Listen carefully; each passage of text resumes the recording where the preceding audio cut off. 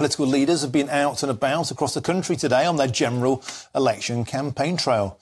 Rishi Sunak has pledged a pension boost to grab the grey vote, and Sir Keir Starmer has talked up his party as the best party for business.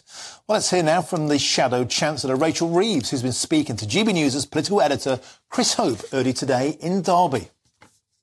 Rachel Reeves, thank you for joining us on GB News today. You say Labour is a party of change, but the party trying to change things is the Tory party. They want national service for young people.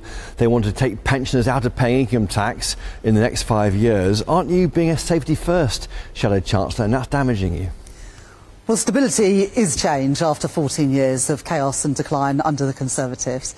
And what people should know about me is that everything that I put forward will be fully costed and fully funded, because I will never play fast and loose with the public finances, because when you do so, you put family finances and pensioners' finances in peril.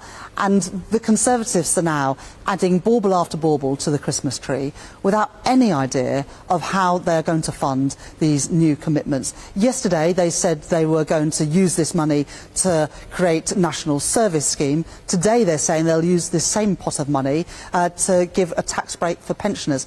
Well, the reason that pensioners are paying more tax today is because of decisions by this Conservative Prime Minister and this Conservative government. Is it frustrating, though, that they can fund these ideas and you're being very disciplined, saying I can't? I mean, it's almost the reverse of 2019 when Jeremy Corbyn was giving some grandiose claims about things to pay for and the Tories weren't.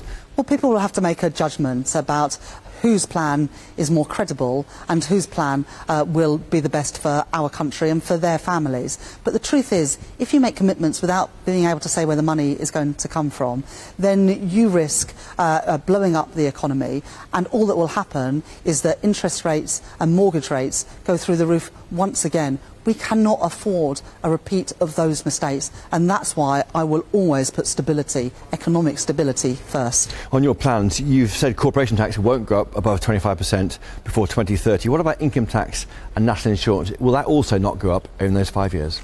So I want taxes on working people to be lower, but I'm not going to make commitments without saying where the money is going to come from. But I can make the commitment that income tax and national insurance won't go up under a Labour government. And of course, the whole 5 years. The whole 5 years of the next Parliament. And on corporation tax, and obviously here with businesses at Rolls-Royce today, have made the commitment that we will freeze corporation tax at its current rate. But if there is any threat to our competitiveness by other countries reducing their corporation tax, of course, we would always look to act.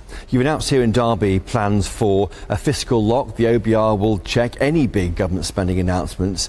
Aren't you giving away power to unelected officials when you're the Chancellor? You're in charge, Rachel Reeves, if you win. What's really important is that you have checks and balances within the system.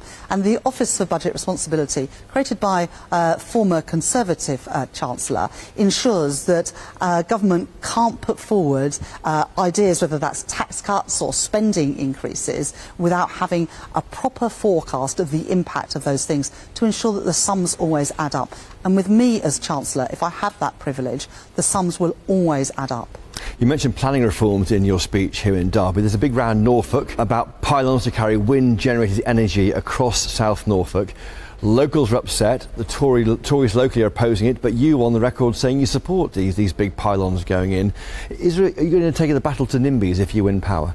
Well, we do need to get Britain building again. We need new housing, and we also need energy infrastructure, because energy bills have gone through the roof these last few years because we've become overly reliant on imported gas and energy, and that is bad for our national security. So it is important that we invest in those homegrown renewables to take Putin's boot off our neck, and that means producing more here at home and getting it to people's homes and people's businesses. How would you feel? But we also have said that people who host nationally significant infrastructure, including energy infrastructure and including those new pylons, should get something in return, including, for example, lower energy bills. And so we would make sure that communities that host that nationally significant infrastructure feel the benefits of it. How would you feel, though, if a big pylon went up near your house? I feel it's really important. Look, I'm in favour of new building, and I'm in favour of new building where I live and in other communities around the country, because we need those new homes. At the moment, home ownership is falling, and we need that energy, because we've seen sharp increases during the course of this Parliament in energy prices. There are good jobs to be had in Britain if we invest in homegrown energy. I'm determined to do that, and it will also boost our national security, so that never again can Putin dictate the prices paid for energy by British households and businesses. Nothing on wealth taxes yet. Is that that's the treasure chest you're keeping locked up? Labour will not be introducing wealth taxes. On homes, that kind of thing, capital gains tax? Labour are not going to be introducing wealth taxes. Indeed, Chris, we've set forward our plans, and they are all fully costed and fully funded, and there will be nothing in our manifesto that requires any further increases in taxation. And just finally, on your new deal for working people, has that been watered down? It was called something else the weekend. You're talking to companies, aren't you, and checking their concerns?